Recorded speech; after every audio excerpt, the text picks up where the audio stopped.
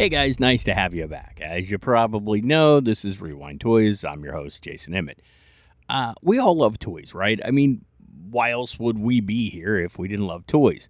Toys bring joy, they bring happiness. I mean, nothing bad could ever happen because of a toy. Now, could it? Actually, today we're going to be taking a look at a few toys that were considered like so dangerous that they were actually pulled from the market. So the first toy we're going to be talking about is also probably the most famous, and those are yard jarts, or yard darts. You could call them either. Lawn darts. That works too. Now, I loved playing with these as a kid, and no one personally that I ever knew got hurt, but maybe we were just lucky. I don't know. If you don't know what these were, well, then you kind of missed out for a long time because they were giant darts, and you would toss them into the air across the yard, and you would try to stick them in the center of a ring that you placed on the other side of the yard. All right, so I guess looking back on it, I could see how that might be dangerous, in hindsight, especially if you're like throwing them at one another, which you shouldn't do, but we're kids. Yeah. In October of 1970, the U.S. Food and Drug Administration requested that RB Jarts Inc. add labels to its line of lawn darts, noting that they were for use for adults only. I mean, that seems like a no-brainer, but what are you going to do? Anyway, that should have worked, but it didn't, obviously, because we're talking about them here today. And as unfortunate as it is, in 1987, a child was actually killed after being hit in the head by a dart that was thrown from another child. Now, there were other cases as well, including one where a kid wound up in a coma, and that was enough. In 1988, the originals were banned. There was a new design created with the tips taken away, and they were released. Essentially, it's the same idea, but no more pointy ends. They were replaced by rounded, weighted ends instead because nothing dangerous could possibly happen when you're throwing heavy weighted things around the yard. In 1994, Galoob would release a line of action figures called Sky Dancers. Sky Dancers were dolls with wings. And in all honesty, they had a fairly impressive wingspan. So they had this like pull string base that you would place the doll on, rip the cord, and you would send it helicoptering into the air. Now, once launched, they were unpredictable at best. Sure, they had foam wings, but they were hard foam, and it did little to help when one of these winged creatures come launching at your face at like Mach 5. The company received reports of facial lacerations, scratched corneas, temporary blindness, and even chipped teeth. What we're saying here is that a fun day of play with a Sky Dancer might just land you in the ER. So after receiving over 170 different reports of the doll wreaking havoc on unsuspecting children, and sometimes adults, the Consumer Product Safety Commission banned the toy. That was in 2000. Yes, there was an updated and redesigned version that was released by a company called Play Along Toys in 2005. And yes, before you say anything, I am aware of Dragonflies, also by Galoob in 1996.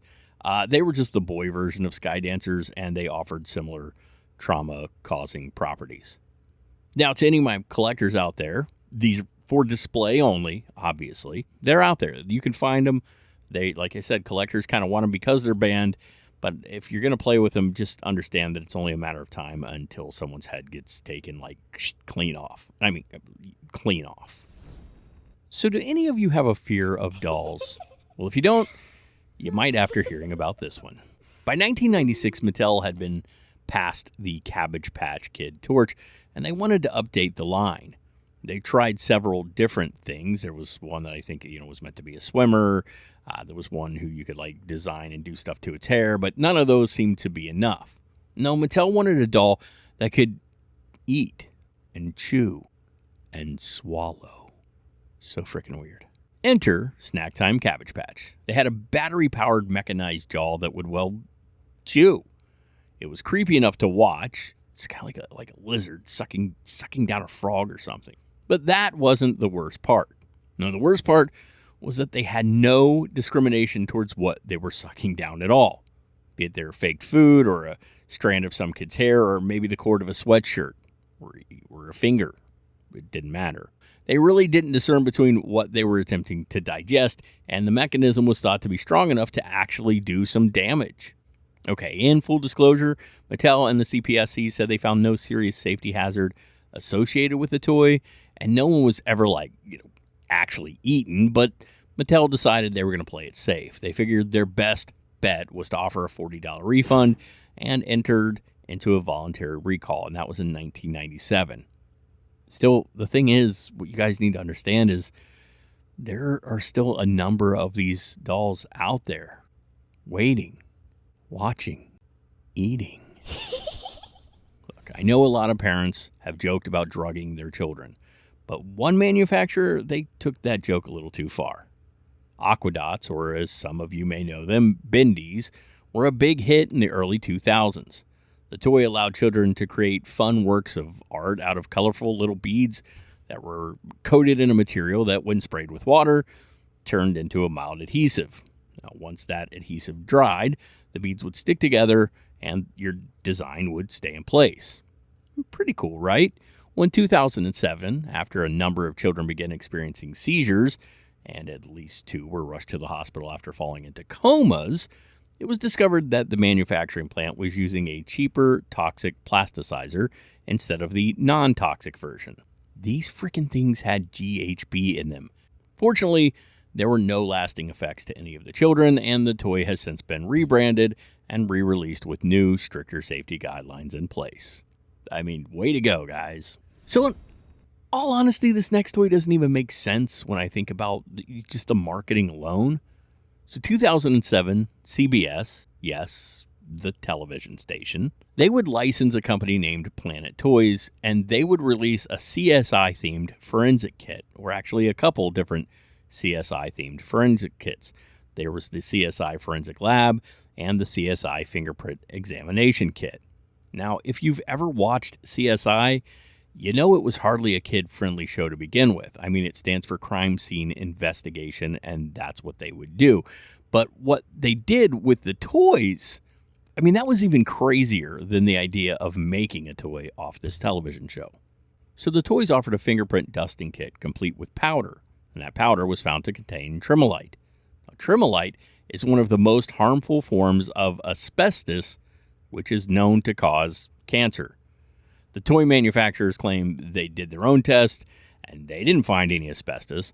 But according to the Asbestos Disease Awareness Organization, who ran an independent series of tests, well, they actually found quite a lot. Lawsuits were issued, and Planet Toys ended up filing for bankruptcy. You guys want to know what's really dangerous? Not subscribing to the show. Okay, so maybe it's not like dangerous, but it would be cool if you did. Seriously, if you can hit the thumbs up and hit that subscribe button, it would be amazing. And of course, we thank you, all of you. Thanks. All right, so we have the date rape drug. We have giant spikes flying through the air. We have cancer-causing powder. And all of this is really bad. But is there something worse?